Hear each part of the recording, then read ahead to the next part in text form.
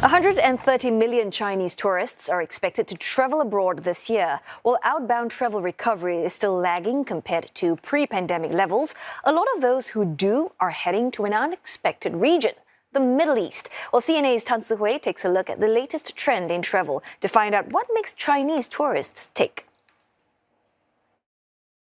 Early this year, 38-year-old Liang Xuemin visited Palm Jumeirah and Burj Khalifa, iconic places in Dubai of the UAE. During her 6 days there, Ms. Liang was pleasantly surprised by the Emiratis' hospitality catered to the Chinese market. For instance, the Burj Khalifa displayed Chinese New Year messages on its facade. She and her family decided to spend their Spring Festival holidays in Dubai after realizing flight tickets were 2 times cheaper than flights to Hainan Island.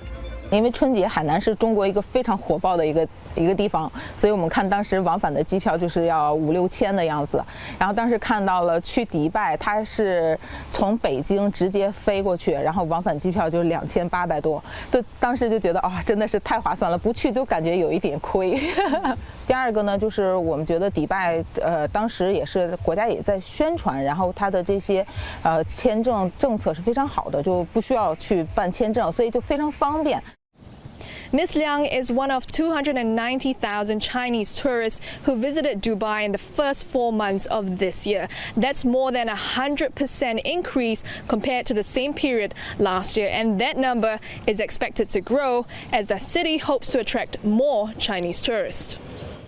With 88 weekly flights to 14 Chinese cities, Dubai's leaders say there's more potential for growth.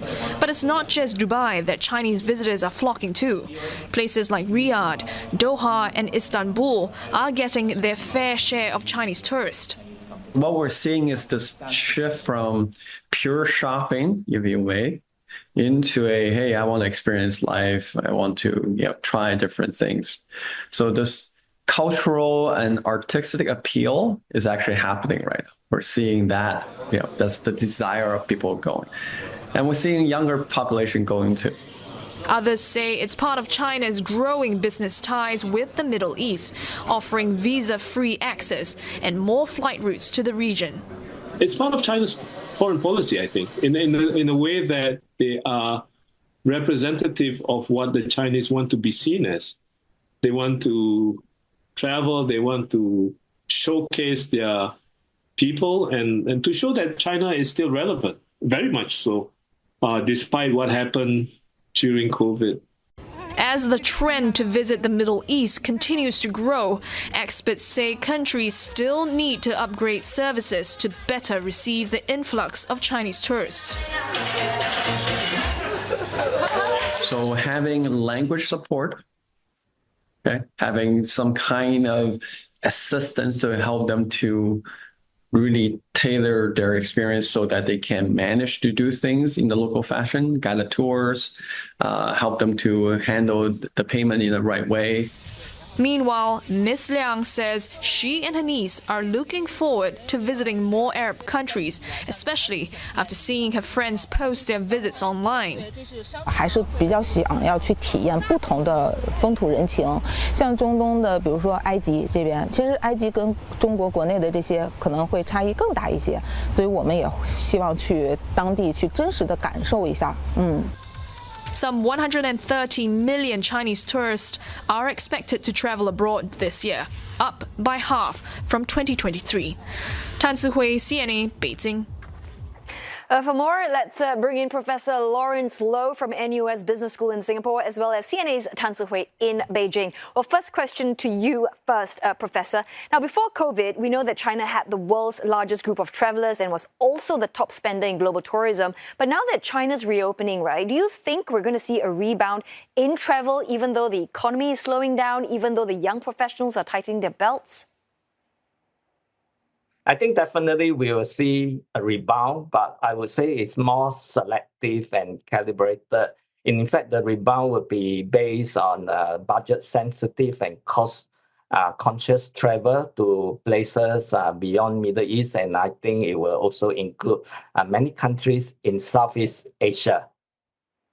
I just want to bring us back to like Sihui's story about we seeing all these Chinese tourists, right, heading to the Middle East, places like Saudi Arabia and Egypt. So beyond, trying to appreciate the rich culture and heritage, do you think, right, Professor, this growing tourism could actually strengthen China's relationship with the region in ways that perhaps we might not expect? I think, of course, tourism is part of, human exchanges, and definitely this will bring about bigger understanding between the people of both countries. So I believe this will actually provide a stronger foundation to build relationships between China and the destination. And now we can see there's actually a big trend going on in Middle East now, I think for very good reasons as well. The place is attractive. In fact, it's actually quite ironical that sometimes to fly to Middle East country is cheaper than actually flying to certain places within China. Yeah, always helps when, fares are cheap. Everybody likes to snap up a good bargain. Sihui, so I want to talk about how Golden Week, right, is just around the corner from October 1st to 7th. We're seeing these fascinating shifts in terms of Chinese travel trends. And there are all these very popular travel booking platforms and sites like, Ma Fengwo, Dragon Trail, and they're all pointing to the fact that, we have a more culturally driven, digitally savvy travelers. So how do you think all of these factors influence where Chinese citizens, are choosing to go, and what might this mean for global tourism? I think the pandemic really changed the way these Chinese travelers want to go around the world, because they're really looking at convenience. So one of them is accessibility. They're looking at visa-free access. So 23 mutual visa-free access countries. So places like in the Southeast Asian region, Singapore, Malaysia, Thailand, they stand to benefit from these visa-free access. So a lot of Chinese travelers are flocking to these places. And so even the Middle East, many of these countries also offer visa-free access. And so that's why they're all heading there. And also we're all looking at a trend of Chinese people looking at social media. That's a key resource when they want to choose where they want to go. So they're looking at Xiaohongshu, they're looking at Douyin. They want to see which places their friends and families are going to, and they see these pictures and videos, and they want to go there. So the young travelers, they're not really looking at tour agencies anymore. They're not expecting a bus to bus them to these places. They want to show off to their friends and families, oh, I'm going to this new destination, I'm experiencing these new cultural experiences. So it's really a shift from pure shopping to experiences. And so that's why countries really need to kind of adjust and cater to this new group of Chinese travelers. But there's also another kind of trend that we saw is that, these Chinese travelers are not even leaving the country. There's a huge boost in domestic tourism. In fact, this year, they're looking at a record high of domestic tourism spending, $1 trillion US. Even the recent Mid-Autumn Festival earlier this month, the Chinese government also showed that there is a really huge boost in Chinese travelers. There's about 107 million travel passenger trips that was booked during the holiday. So there's a huge domestic tourism influx. And I just want to ask Professor Lawrence on his take about whether this domestic tourism, is it sustainable? Is it going to significantly contribute to the Chinese economy? Yes, I think domestic tourism is, of course, a very strong mainstay in terms of the travel patterns of people in China. In fact, it's a boost beyond just the travel industry. It is also contributing to the hospitality industry.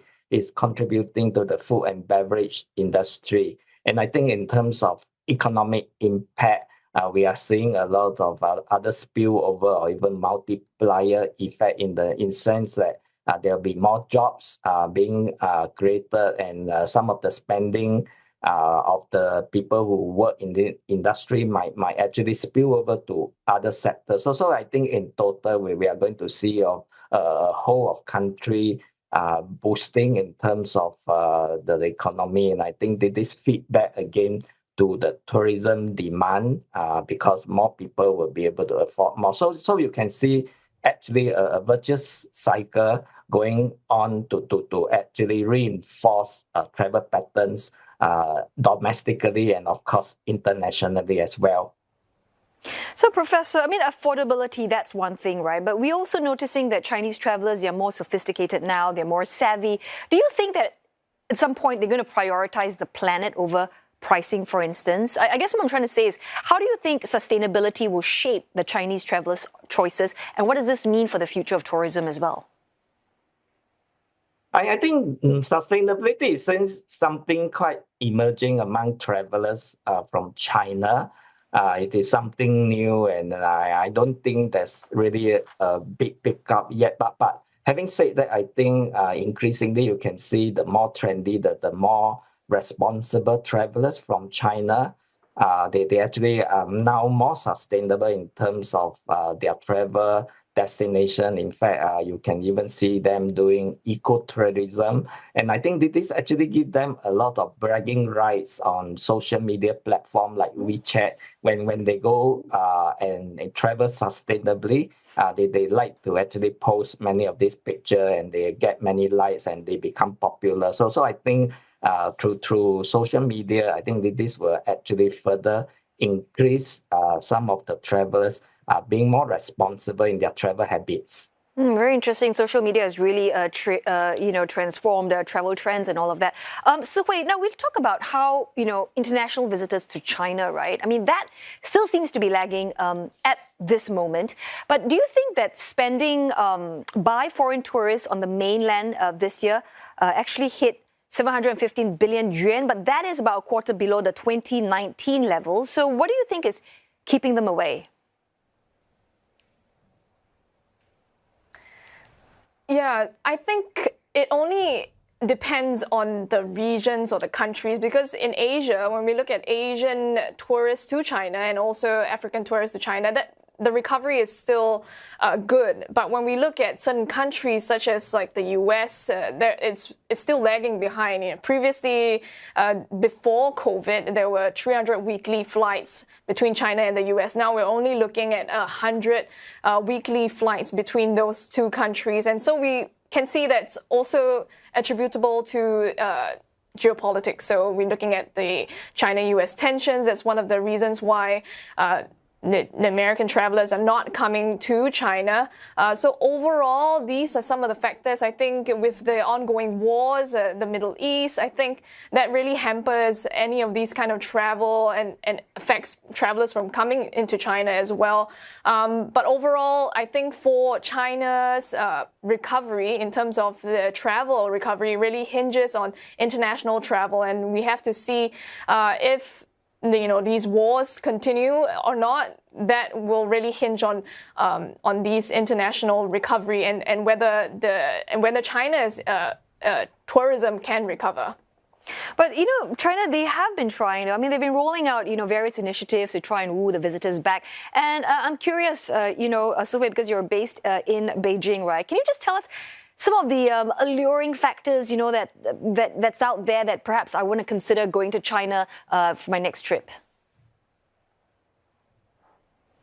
Yeah, I'll be happy to actually host you here in China, because I think the main grounds that we hear from a lot of people who want to come to China is the facilitation, the payment facilitation. Most of everything that we pay here is through Alipay and through WeChat. And so we don't use cash here in China. And so I think the Chinese government is really looking into this. Now, a lot of the international cards can be bound into these apps. And also just 2 weeks ago, Beijing has become the first city where visitors from overseas, they can use their international cards like MasterCard and Visa to really tap and go into these metro stations.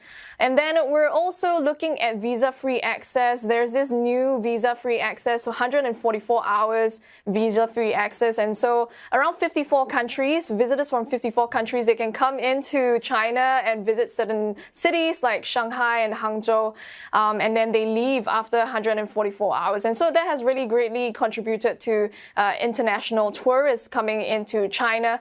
Lastly, I guess language could be an issue, maybe not for you, Ottilie, you can speak Mandarin, but I think they're really boosting language support here in China. They're improving the signages at different tourism spots. They're also boosting the guided tours in terms of teaching multilingual. They're really giving multilingual support to these tourism sites. Oh, so if you're going to be hosting me, I suppose I don't need to bring any of my credit cards with me when I visit you. One final question for our guest, Professor. I'm just curious to know, to what extent do you think China's tourism expansion serves as a tool for soft power diplomacy? I think definitely, if you look at China development now, especially their influence and impact of the world, I can say that the consumer is king. In fact, even if we are not dealing with the governments or any other agencies, many international businesses will actually respect the China consumer very much, because they have spending power, not only individually, but as in terms of volume. So just in the same way, travelers from China will be very critical. And so I would say many countries will actually be more sensitive and careful in terms of their broad interaction with the country, because I think tourism is definitely something that will bring income to any country. And all the more, if tourists come, they usually bring along business, because now you see an integration of business and leisure, and there's a new English word called this, which is called bleisure. So I think bleisure will be the new weapon that China can use for other countries. Well, thanks for teaching me a new word, bleisure. Professor Lawrence Loh, Director of the Center for Governance and Sustainability, NUS Business School, and also CNA's Tan Tze Hui. See you next in Beijing. Thanks very much for that.